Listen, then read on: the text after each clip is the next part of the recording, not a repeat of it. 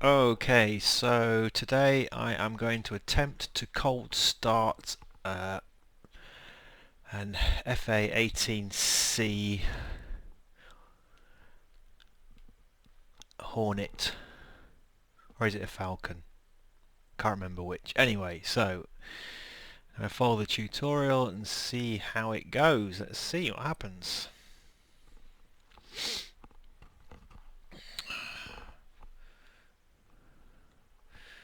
Oh yes, I forgot about this bit. Might take a while to load.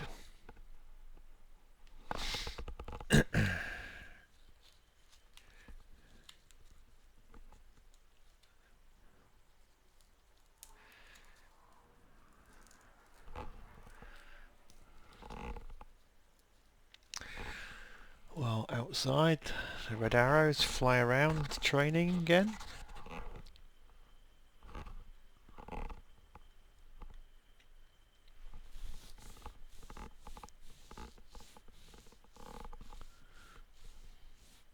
So apparently this is quite a complicated procedure. Never done it before, hence the tutorial. Fortunately inside the game there's a fast start option, so you don't have to go through all this in the game if you don't want to.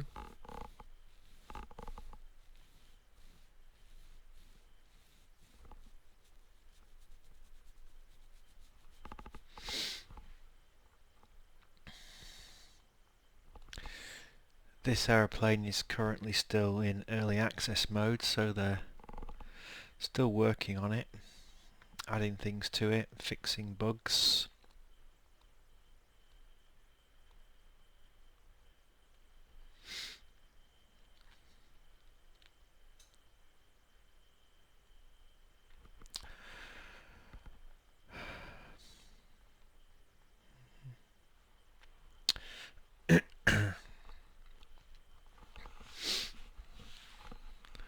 Not very exciting, this bit.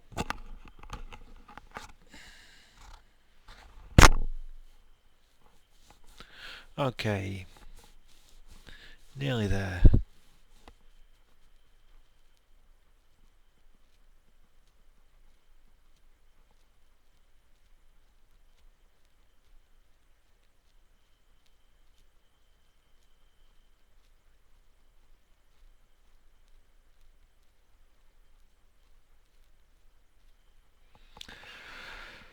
Right, here we go. So, a cold start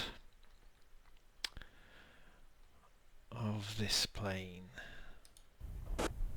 Welcome to this training lesson on starting up the Hornet. In some missions, you will find yourself in a cold and dark Hornet that you will need to bring to life. While this can be a rather long process as described in the manual, you can also enable the auto start function. However, for this lesson, we'll review the full startup procedure.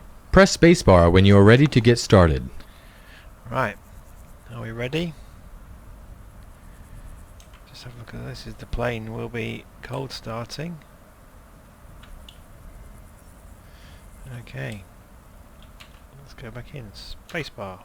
The first thing we need to do is enable the two batteries. This will allow operation of the canopy and power the engine igniters. You'll also notice that the integrated fuel and engine indicator, or IFE, in the lower left portion of the instrument panel will have power. Move the battery switch to the up or on position with a right mouse button click.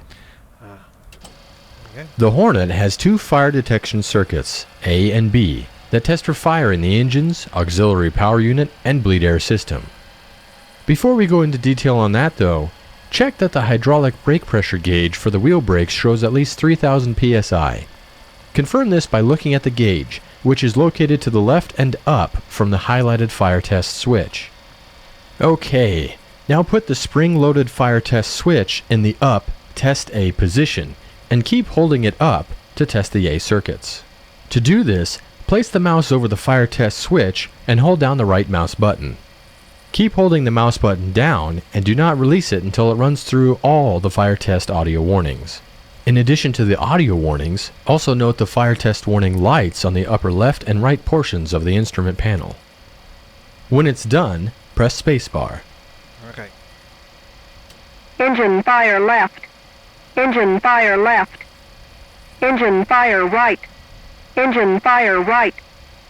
APU fire. APU fire. Bleed air left. Bleed air left. Bleed air right. Bleed air right.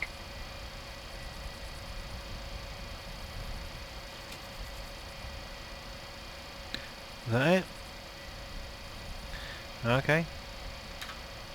We will now do the same thing for the B circuit. After waiting 10 seconds, place the mouse over the fire test switch and hold down the left mouse button to move the switch in the down test B position. Keep holding it down and then release it once all the fire warning audio messages have been played. Well done. Press spacebar. Engine fire left. Engine fire left. Engine fire right. Engine fire right. APU fire. APU fire. Bleed air left. Bleed air left. Bleed air right. Bleed air right. Okay. Good job. Note that in the top left portion of the IFE, you can see the RPM and temp of both the left and right engines. These will be important for when we start the engines. We will now turn on the auxiliary power unit, or APU. This is a small, self-contained engine that augments the bleed air system and will start turning the engines for engine starts. Place the APU control switch in the up or on position with the left mouse button click. Once the green light next to the APU switch comes on, move the engine crank switch to its right position, marked by the R with the right mouse button click. This will allow the APU to power the Air Turbine Starter, or ATS, which in turn allows the aircraft mounted accessory drive, or AMAG, to start turning the fan blades within the right engine.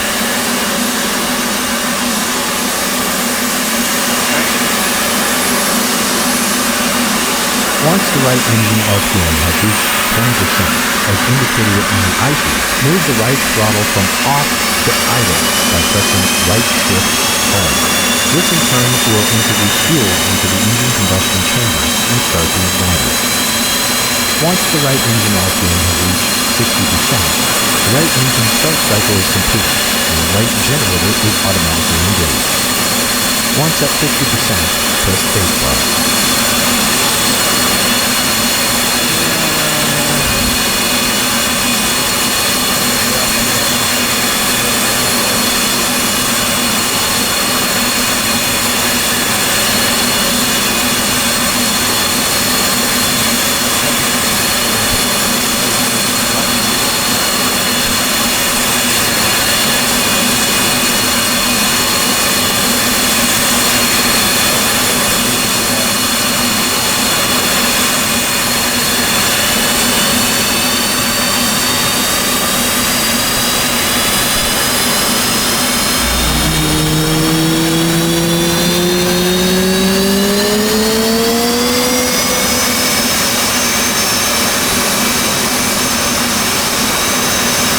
When we conducted the test of the A and B fire test circuits, we also closed the bleed air shutoff valve.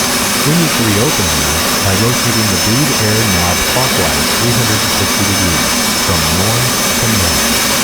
Do by right mouse button clicking on the outer portion of the knob. When done, press spacebar.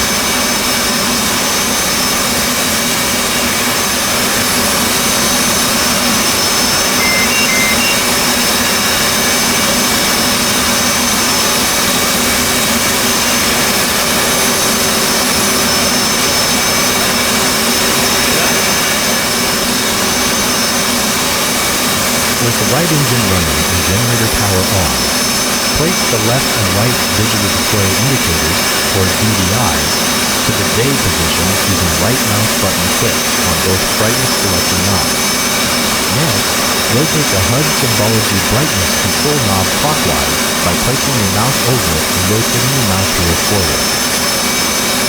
Once you see video displayed on the left and right DDIs in the HUD, press spacebar.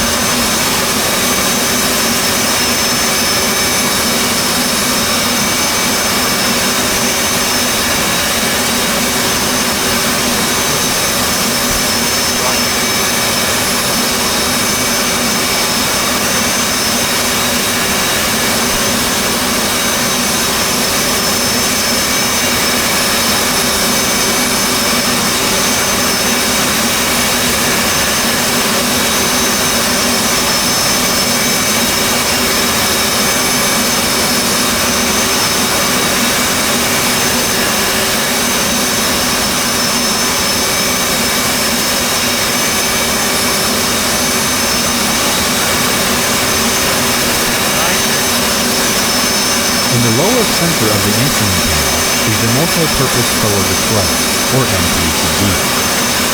Rotate the power and brightness control knob to the full bright setting by placing your mouse over the knob and rotating your mouse wheel forward. It will take a few moments to power on. Press spacebar once you see video displayed on the MPCD.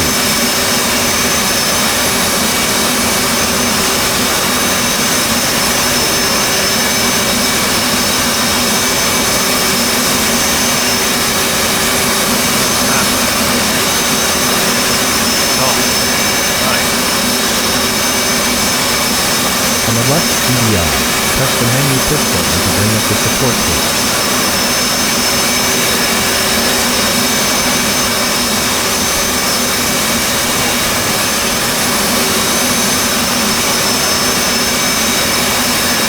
The support page has several sub-pages like the checklist, engine, fuel, DDI, and HSI.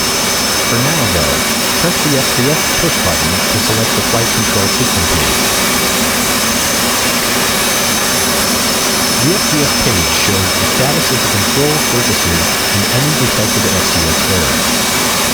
The X's indicate detected errors, but we will address those once the left engine is started. You should not see any Q, R, or FADEC caution messages along the bottom of the left DDI. Note that by default, you will not have the built-in test or bit page on the right DDI. We'll come back to this. During this lesson and future lessons, you will often see and hear the master caution. This is the large yellow labeled button on the instrument panel that will light when any caution condition is triggered. There will also be an accompanying doodle sound to draw your attention. Press this button or click on it to acknowledge the caution and extinguish the light. Press the master caution again to restack the caution and advisory notices along the bottom of the left DDI. Cautions will be along the top and advisories and smaller text along the bottom. If the left DDI is not on, then the cautions and advisories will be displayed on another display. By default, though, they will be on the left DDI.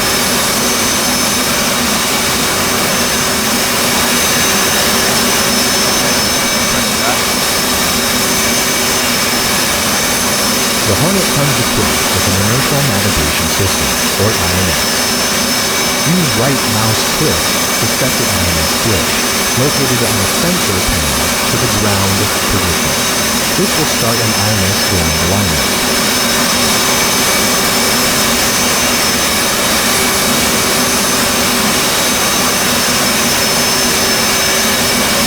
Now it is time to crank the left engine. Go ahead and move the engine crank switch to its left position, labeled L, by left mouse clicking. Once the left engine is at 20% RPM, as indicated on the icon, move the left throttle from off to idle by pressing right alt home. This will add fuel to the engine and start the ignition. When the left engine is at 60% RPM, press spacebar to continue.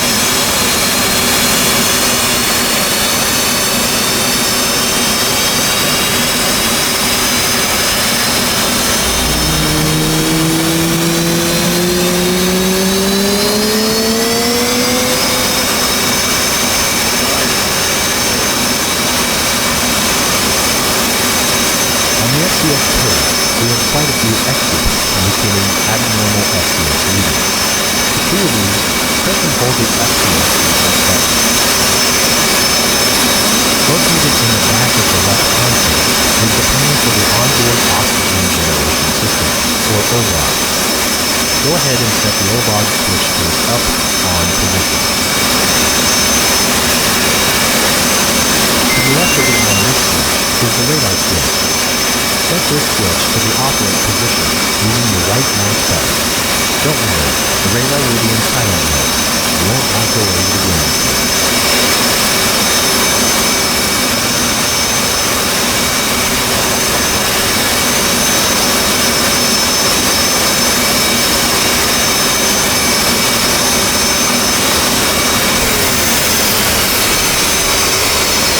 Our next step will be to run a bit on the flight Control System, or FCS. Before doing so, set the flaps to the up auto position with the F key, or 2 right mouse button clicks on the flap switch.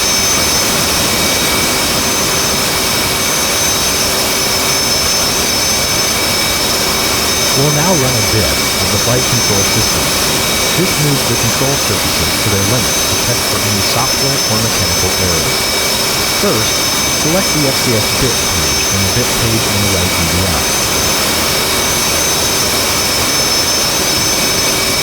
To run the FCS bit, we'll need to activate 2 controls at the same time. While holding up on the FCS bit switch on the right wall, press the FCS push button on the right DDI. Upon doing so, you'll see the controls being cycled on both the FCS DDI page, and if you look outside the cockpit, you can watch the wing and tail control surfaces moving.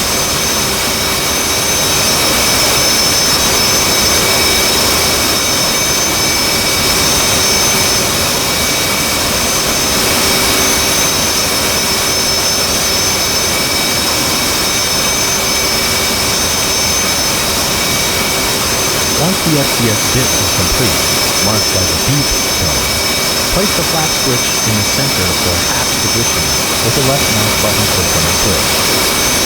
Takeoff is done with flaps set to pass. Once we are airborne, we'll move them to auto.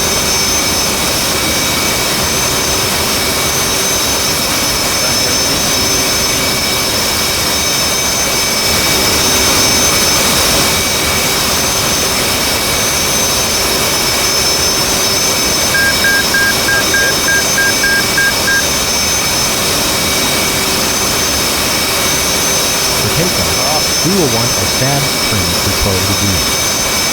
To set this, press and hold down the takeoff trim button. Upon doing so, you will also notice that the stab values on the FCS page will change to 12. The leading edge flaps, trailing edge flaps, and rudder should all have values of 30 degrees. We should also have no X's on the FCS page.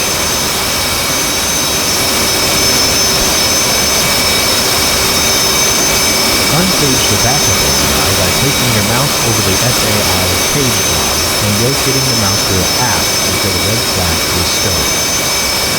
Close the canopy by holding the canopy control switch in the down, closed position until the canopy is closed.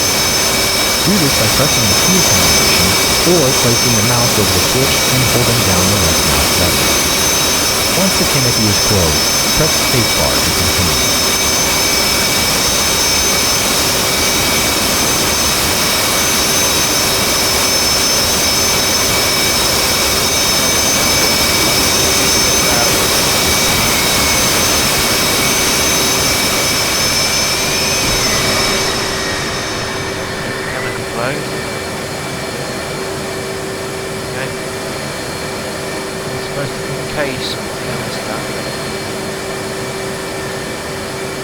At this point, the INS has been aligned as indicated on the MPCD HSI page. Move the INS switch from ground to nav with one right mouse button click on the switch. Prior to taxi, press the menu push button on the left DDI to go to the TAC or tactical page. On the TAC page, you have access to sub-pages like the Stores Management System, Attack Radar, HUD, and Electronic Warfare pages. On the left DDI TAC page, select the HUD push button to display a mirror of the HUD on the DDI.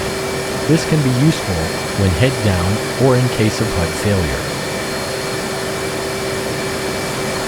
Right, cool.